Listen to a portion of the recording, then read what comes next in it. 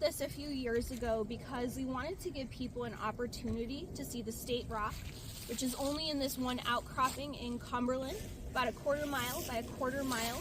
It's reachable through the woods, through a trail in the cemetery, and through a trail that comes out on the street.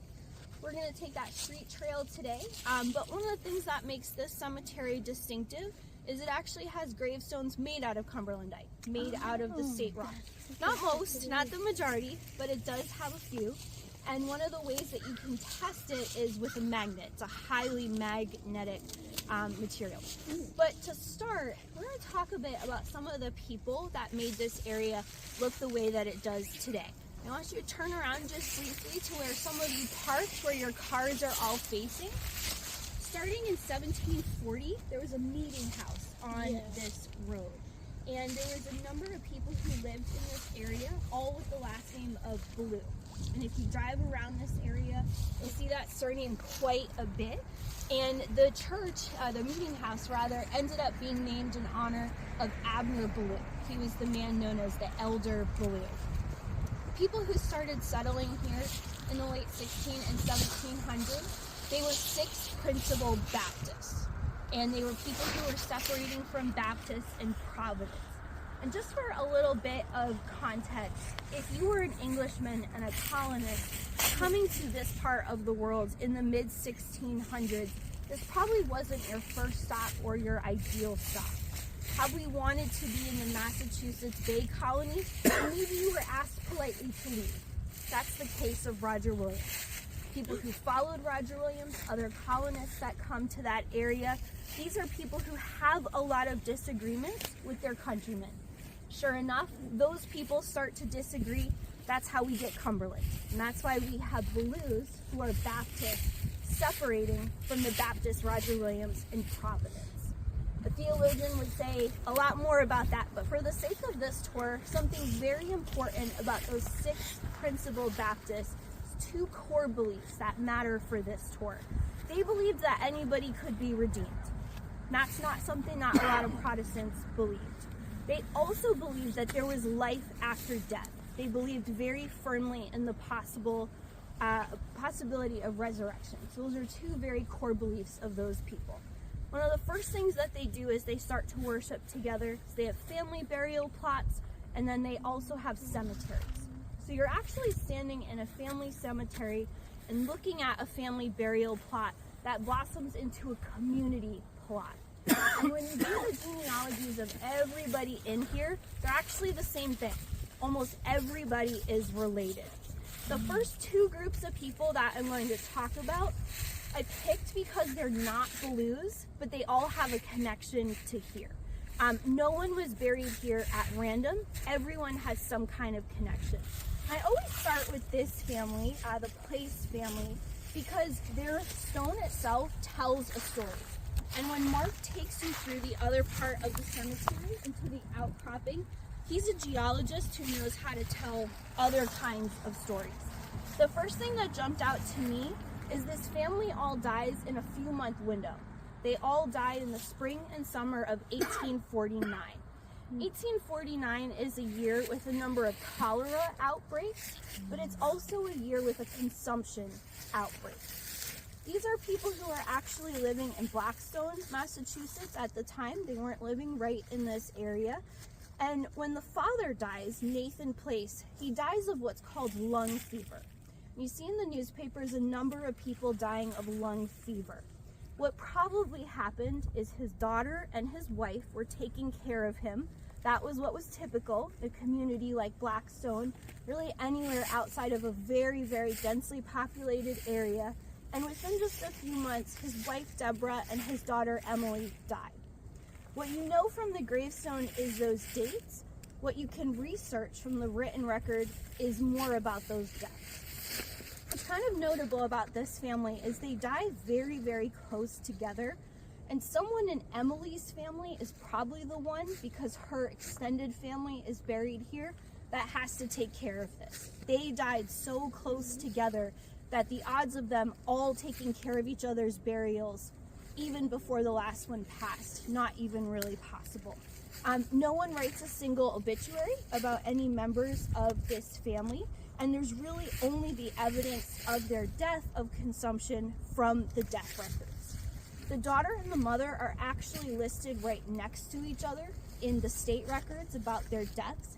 Those weren't always recorded perfectly on time, and they're recorded next to a number of other people who all died of consumption in the same time. This was one of the things that was most likely to kill people who lived in cities, but even if you didn't live in a city, it could affect people who lived out in this area. So throughout this tour, you're going to meet people who had some very short lives, but you're also going to meet people who lived for a long time. One of the women I'll talk about, named Sally, actually lived to be 99 years old. And people who were born in the late 1700s, they're considered the revolutionary generation. A lot of them are among the first people to really have grandparents. People are living longer if they survive through childhood. Edward was interesting to me because he died right after the Civil War. And we know from what's on his stone that he was a soldier, but he didn't die in battle. As part of his training for heavy artillery, Edward goes down to Washington, D.C. He doesn't see a lot of direct battle, but he then comes back to Massachusetts. And he probably was working as a bootmaker after the war. That's what he had been doing prior to the war. He enlists in May, and in that same summer, he marries a woman named Miranda. Edward actually had no ties to this area whatsoever. He had only been working very briefly as a bootmaker in Uxbridge, Massachusetts. That's when he meets Miranda. All of Miranda's extended family is here, and she also has a stone right behind her. So she's on one side, the rest of her family is on the back. And when you look, Miranda lives much longer than her husband. She lives to the year 1928. So her husband dies in 1867 of what they called liver disease. The liver disease that he got was probably something that incubated at some point in his service. Unprecedented numbers of people died in the late 1860s of this thing called liver disease, basically a long-term impact of an infectious disease that they got during their service in the Civil War. The last place you wanted to be in the summer of 1864 or 1865 was the swamp of Washington, D.C. That is part of where he did his service and his training. This could possibly explain how that happened. When I first did this tour, I wanted to talk about him because I had all these details about his service. And I wanted to talk about him because he died in January of 1867, late January. And when you died in winter, they couldn't penetrate the ground. Even today, many people are not buried in the middle of winter. They are kept for safekeeping in a place where the bodies can be stored, disease won't be spread, and the community will be safe. Edward would have been stored in Uxbridge, Massachusetts, where the undertaker took care of his body. It's actually the same man that married him and his wife about 2 years and 2 months earlier. So the same person did all those jobs in Uxbridge, or he could have been kept here. If you know downtown Uxbridge, there's a cold storage place right at the cemetery at the top of the hill. I thought, this is a pretty sad story. Let me research Miranda. She lived so long, there must be some good things here. It started bad and it only got worse. So I will tell you a few of the highlights. When Miranda dies, she is 87 years old, so she lives a very long life. And it's published in the paper that one of the oldest people in the area, she claims that when she was a child and living with her parents, the Trasks in this area, on the James Trask homestead, that Thomas Dorr, in the middle of Dores War, was hiding in their basement while her mother gave birth upstairs. Not sure why you would make that up, so I have to imagine that that is true. The dates do line up, so it is possible. And I thought, well, there must be something else, before her obituary. Poor Miranda lost a number of parts of her property, and she had been using her barn as storage for people for pay. She lost that barn due to a fire, and there was suspected fraud connected with that fire. So this is not so good. I go back a few more years. Miranda is in the paper again. A man who had been living with her sadly took his own life. and that is where I got more details about her life, but also, you know, not our best story. So I find the oldest newspaper article about Miranda, and it's about a sleigh accident, something that does not tend to happen today. She was on a sleigh with her mother, who was on the front of that, going into the heart of downtown Uxbridge when the horse got spooked, and Miranda actually jumped from the sleigh. If I had stopped at that article, it was speculated that she wouldn't make it. But Miranda really made it against the odds, living another 40 years after that accident. So she came out of a coma, which was no small feat in that time period. So part of why we tell these stories is because if you just walked through here, you would never know anything about any of these people, and we could do this for literally everyone. We will not, I promise. We have a few more people to do, and then you get to see the State Rock. But it's more of an inspiration to say we could do this about everyone, which is kind of an exciting thing to think about. We are going to go to that one that is kind of fenced in there, or has the little fence. Let's go to the other one.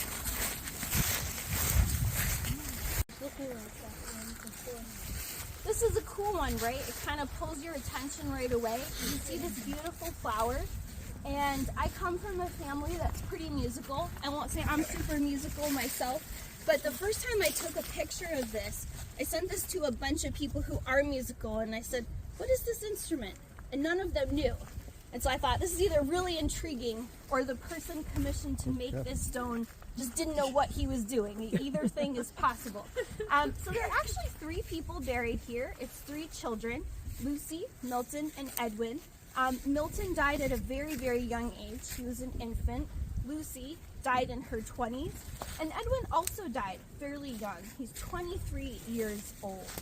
And the parents of Lucy and Edwin are John and Rosalia. Neither of them are buried here. There's actually no record of where their mother is buried. It is possible she is buried just over there, because those are her parents. The rest of the Payne family are buried in a small family plot in Foster, Rhode Island. The extended Payne family was actually pretty well known in the middle of the 1800s for music. Edwin was part of the first American brass band, which was formed in Providence, Rhode Island. And just the year before he dies, he's in the paper quite a bit for all of this musical activity. And I got so curious about this music instrument, I was trying to figure out what this was. Along with industrializing how people's clothes were made, people in the 1800s wanted to mass produce lots of things, including musical instruments. And there were machinists, including Edwin's father, John Oney Payne, who wanted to standardize how people made music. This is how you're able to have a brass band, because there's people mass producing brass instruments. His father worked in a small shop, which today would be right around the 200s on North Main Street in downtown Providence, basically across from where you see the condos next to the train station. So you're not far from the State House, you're not far from College Hill. His father was a machinist, and he also had brothers who worked as machinists and musical instrument makers. The famous Thomas D. Payne and Company musical instrument company out of Woonsocket is also part of his family. So there's actually this whole network.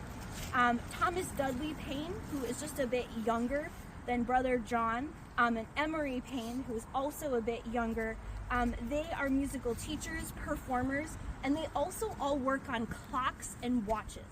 This is what I didn't understand at first. The shop where his father worked in was actually a machinist shop where he's working on clocks. If you've been to the Roger Williams National Memorial in downtown Providence, that little house was actually a clockmaker's shop. All right, what are the connection? The connection is these parts. The connection is the valves. It actually makes sense that people who make very complex parts for other machines start to figure out how they can make them on instruments and to standardize things that will become modern trumpets and other forms of brass instruments. So sadly, Edwin dies so young, we don't know what else he could have accomplished as a musician, but he comes from this family that was, in their lifetime, very, very accomplished. Today, musicians would be able to create all different kinds of instruments that would be standardized, but he was part of the first generation that was experimenting. They were just figuring out how they were going to make these instruments, and it actually makes a ton of sense that his father was a machine maker and that they're all musically inclined. And we'll actually end with a family when we get down to the front that were all music makers and machinists as well. Cool. Head up the hill.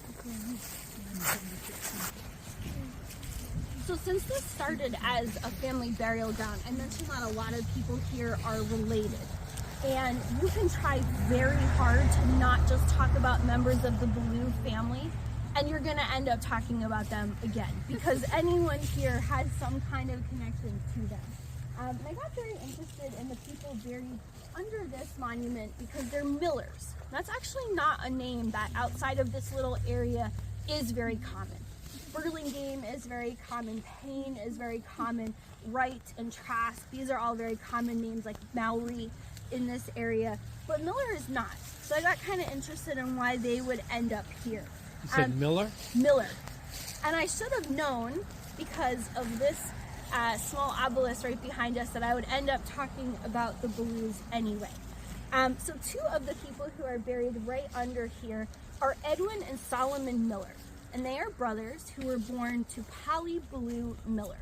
And Polly's parents are Oliver Ballou and Abigail Coburn Ballou.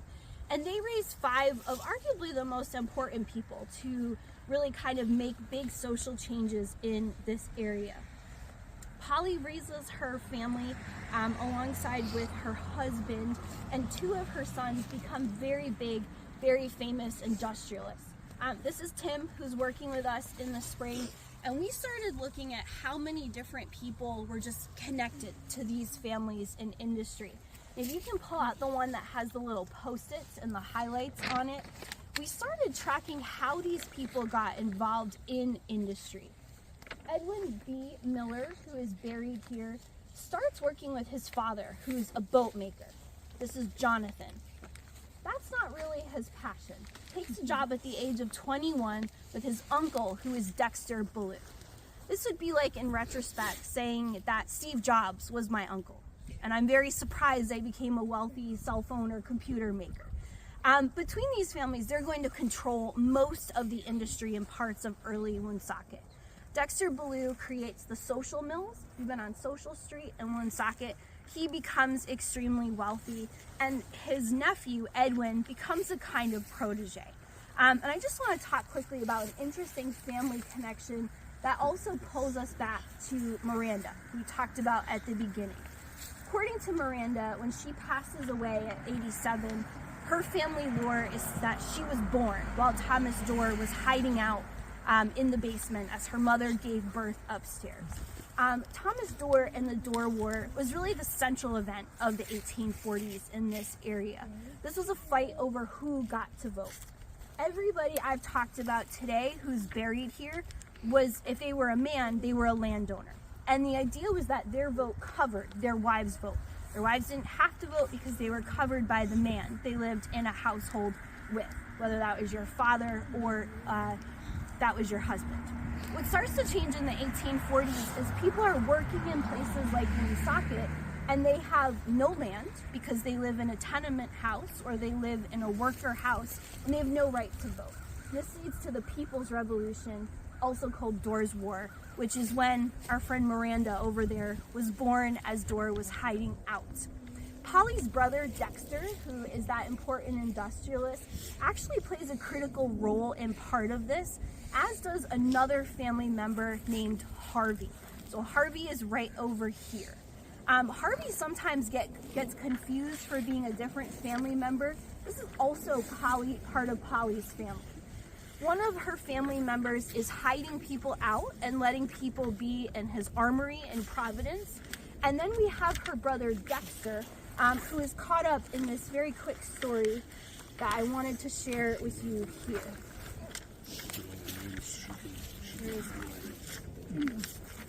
So one of the men who actually tries to take a bunch of the Dorrites, the people who are supporting Thomas Dorr and his attempt to overthrow the government, actually tries to take a bunch of Dorrites over state lines. And that man is Dexter Ballou's friend. And someone writes a newspaper article about how they can't believe that all these titans of industry are really caught up with this.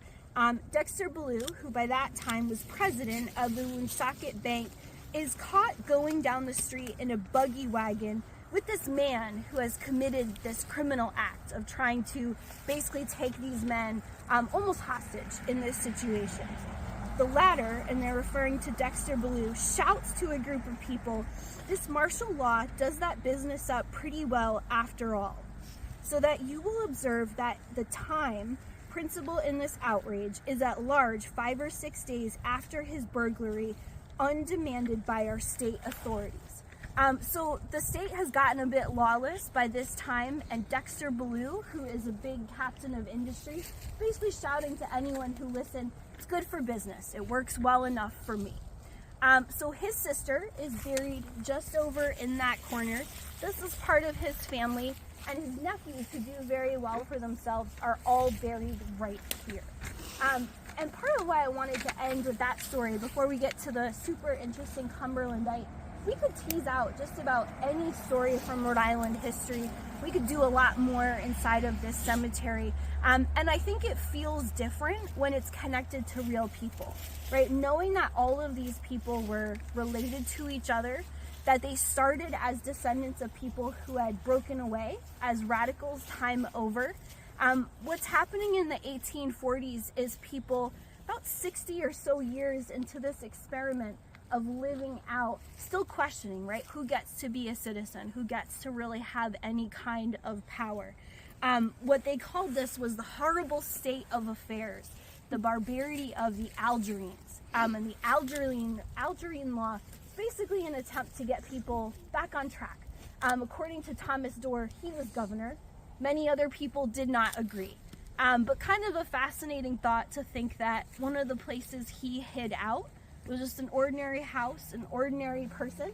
And that woman is buried right over there, who was born while he was trying to make this new kind of state for himself. So if you have questions about anything, I'd be happy to take them at the end. I know that Mark usually likes to tell very cool, interesting things about this stone that are very different. And then we head to the outcropping. Okay. So now we'll talk a little bit about Cumberlandite. And Cumberlandite, as most of you know, is a very unique rock. It's only found in this 5-acre parcel of Cumberland, Rhode Island. And that's it. There's a rock that's very close to it that you might call Cumberlandite in Norway as well. But these two places are the only places on Earth that we've ever found it. Wow. So to explain what makes it special, I kind of have to explain how most rocks are made. So I'm going to start out. Sometimes I like to use Play-Doh to simulate elements. So most of the Earth's crust is made of silica. Silicon and oxygen, except for limestone and salts. Basically every rock that you're going to see just about is made of silica. And so you have one silicon atom and you have 4 oxygen that make a little pyramid. I know it's not a great pyramid, but it makes a little pyramid of what we call this a silica tetrahedron, silicon and oxygen. And then another silica comes along, and these form very early in the magma, when the magma is molten. And the silica tetrahedron form very early, and these are very strong and very resistant. It's what makes rocks so hard. And another silica comes along, and they bond to each other and make chains by sharing. They may share 1 oxygen, or they may share 2 oxygens, or they may share 3 oxygens. And the number of oxygens they share will determine how the crystal structure is made. And then, in addition to making these long chains of silica, it'll also, other elements like potassium or aluminum or iron or magnesium will glue together the chains of silica. And so exactly what makes up the magma, what elements you have, and how they're formed will determine what kind of rock you have. So we're going to talk today about igneous rocks that are formed from magma. And there's basically two ways we classify them: by texture and composition. So basically composition is what it's made of, and texture is how it was made. So I like this gravestone because it demonstrates texture really nicely. So the magma cools, and it can cool very quickly or it can cool very slowly. If it cools deep within the earth, miles and miles and miles down, where it's relatively hot, and it cools very slowly, those silica chains can get to be very long, millions and millions of molecules long. And over time, you just drop another one in the perfect location. And that's the great thing about crystals, right? You have millions and millions of atoms, and they're all in a very specific pattern, and all a very specific chemical and physical pattern. And if you give it tens of thousands of years to cool, you can get these relatively large crystals. So if you look over here, this is granite, or very much like granite, probably granite gneiss. And you can see, if you look closely, you can see, and you can come close if you'd like, you can see little pink, which is orthoclase feldspar. You can see clear, which is quartz. You can see black, which is biotite mica. And these are all different kinds of silica minerals. And it tells you that the magma was formed deep within the Earth's crust. And if you look up here, this is a piece of gabbro. And by the way, this has been squished like all rocks in Rhode Island. So it's called a granite gneiss because we squished it by hitting it with the continent of Africa. And it lines up a little bit. The minerals line up a little bit. This up here is more of a gabbro.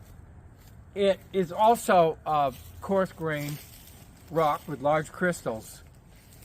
But it's very dark. So these are both coarse grains. If the magma comes very quickly and comes up to the surface or near the surface, it still forms crystals, but it doesn't have time to form big crystals. So they're microscopic crystals, and that'll be, I have a piece of it here. But it'll be something like basalt, where if we took a microscope and we find that little piece of basalt. Give me a moment. Bear with me. Bear with me. My fingers are cold. Okay. There.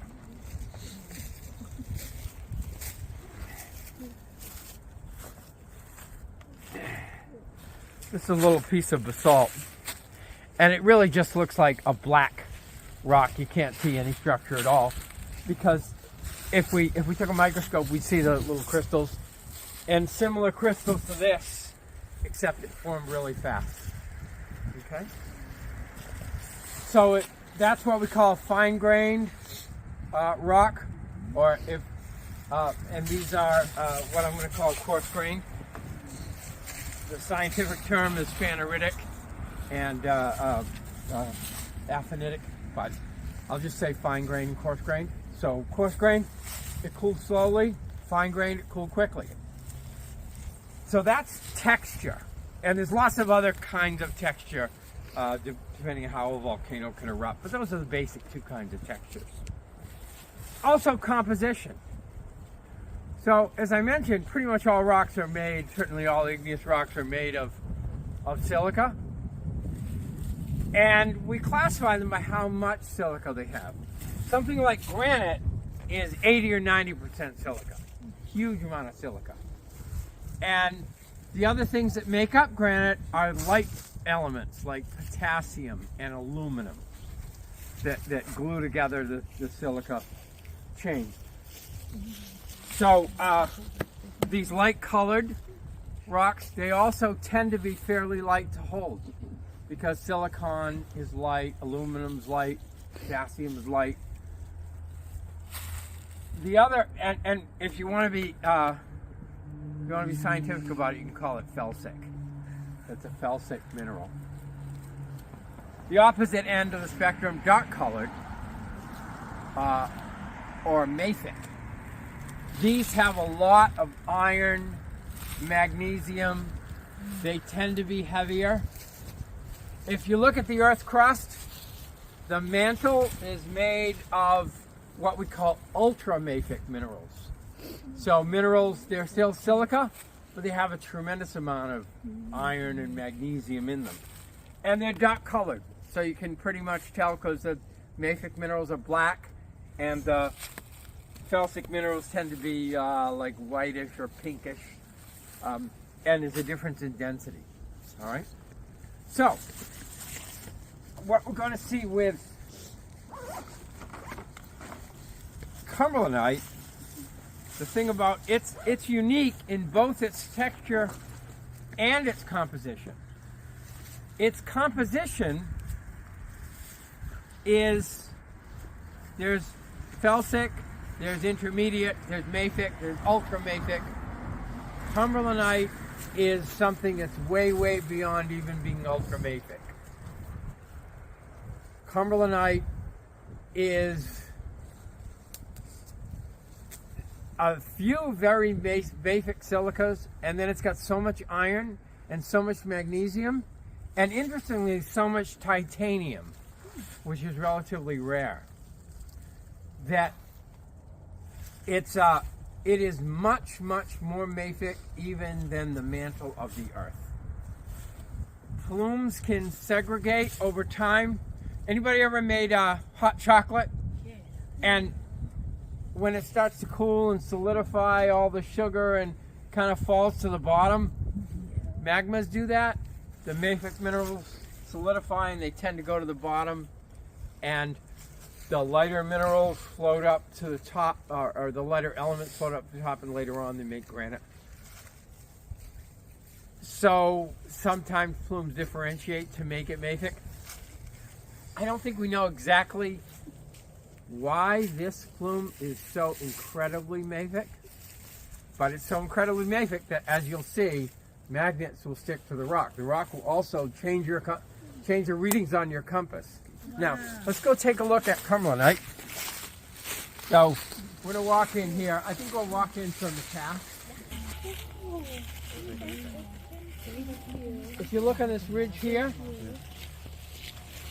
this ridge of Cumberlandite up till where the cemetery is, that's pretty much all there is that's exposed. It's underneath us for about 5 acres. So 5 acres, and that's pretty much it. How deep it goes, we don't really know how deep this plume goes. Now, if you look,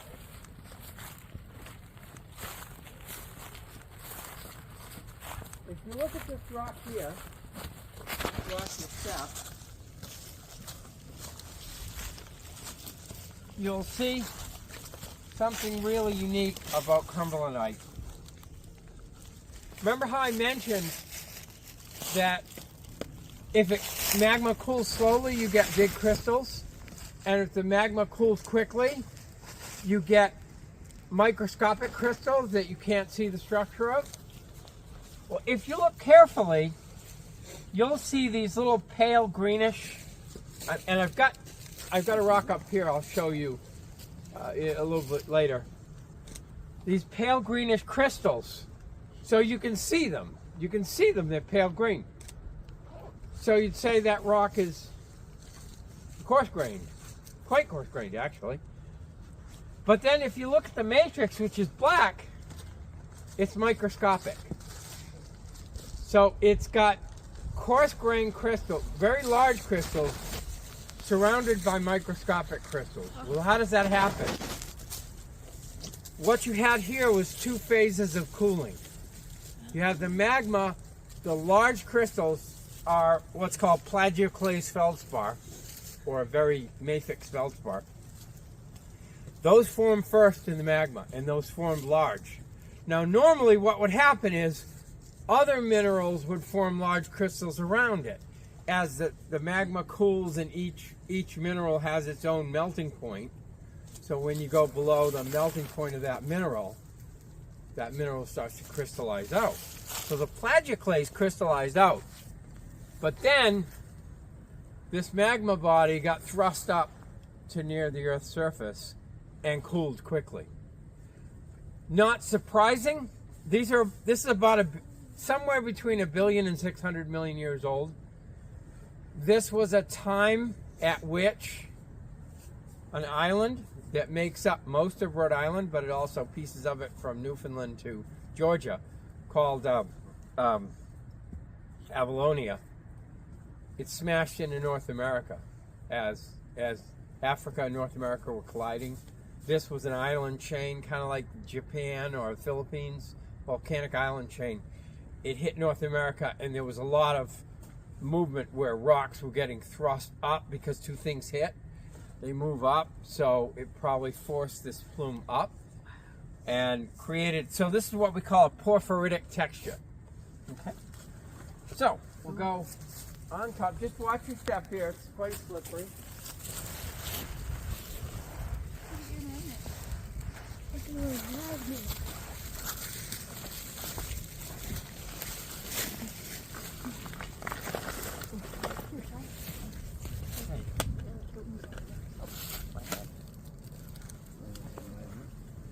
It'll stick right to it. Now, you'll even see it's got so much iron that it points at rust.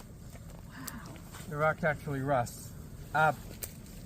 You'll notice this is very smooth here, and you see these lines all going in the same direction? Well, this was caused by a glacier, so this is part of the original outcrop of rock. We know what direction the glacier moved because we can see the striations. By the way, be very careful on this because this is black ice. Okay, so we know the glacier moved from north to south, and that makes sense, right? As the world gets colder, the glaciers start expanding and moving and pushing. They tend to polish the rocks as they go. That's not unusual. You know, we know it went more or less north. But we know exactly how this glacier moved. And that's unusual. We know that the glacier went from this spot down through Narragansett Bay, through Jamestown, and it ended up going by Block Island. How do we know that? Cumberlandite. Because of the Cumberlandite. Because, remember, this is the only place in North America that you can find it. So if you find a piece of Cumberlandite in Jamestown or Warwick or Block Island, which we did, you know it came right from this spot or from these 5 acres. Now maybe maybe more of this was exposed because the glacier dropped sediment afterwards, but you know it came from somewhere between there and down where that the little pond is. Somewhere right here. So this is the only place I know of in New England where you have a rock that's so unique you can trace the glacier. Also, you'll notice a little cliff here. This is not natural. In the 1800s, around the time of, I believe, Civil War, right? Yeah. Here. They tried. It was Revolutionary War. This is a map of Narragansett Bay in Rhode Island. Tried again, but pretty much died out. But so they tried to mine this because they said, hey, there's a lot of iron in this rock. Whatever it is, it would make really good cannons. Well,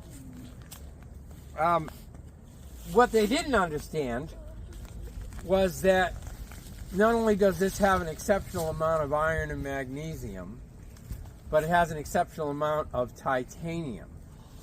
And titanium is very hard, right? We make rocket ships and implants out of it. But it's so hard that when you refine it, they didn't realize there was titanium in it.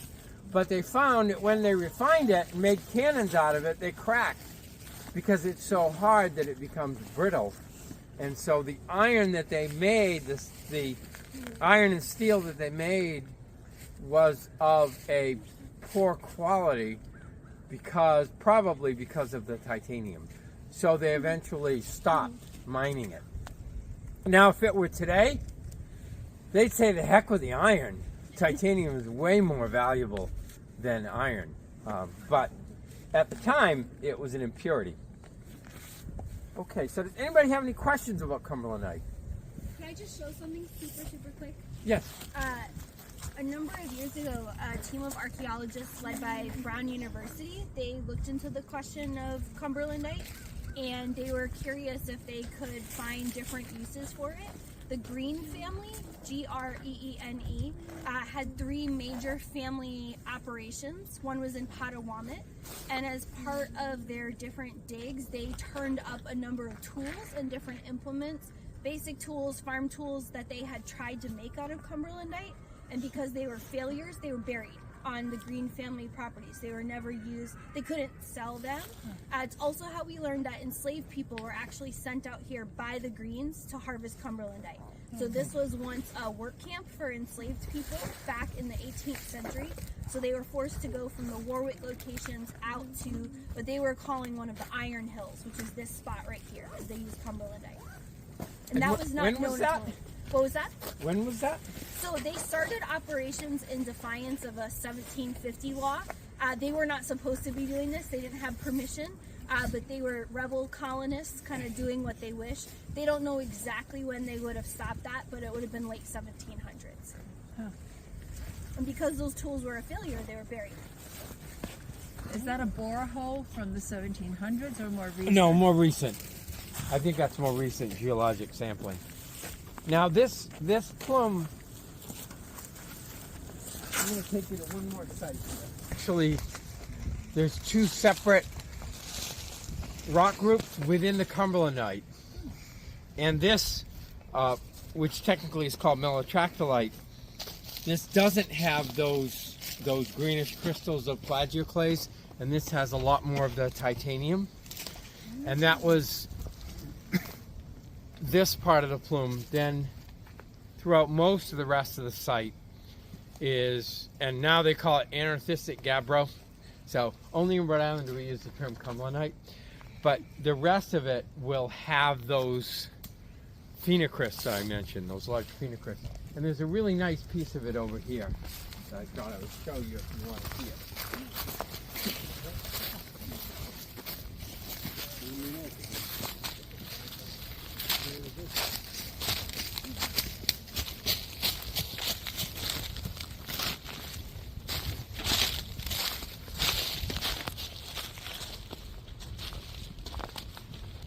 So this here, can you see that?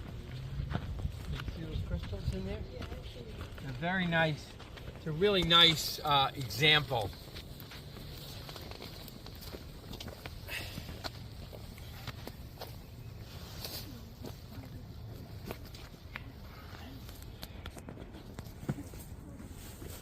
And if you come close and you look at this, I have a magnifying glass if you like, you can see all of the individual features of the crystals here, of the phenocrysts, of plagioclase.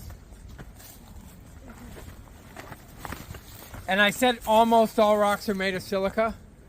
The plagioclase, those greenish crystals are really the only part of this rock that's made of silica. The rest of it is iron oxide.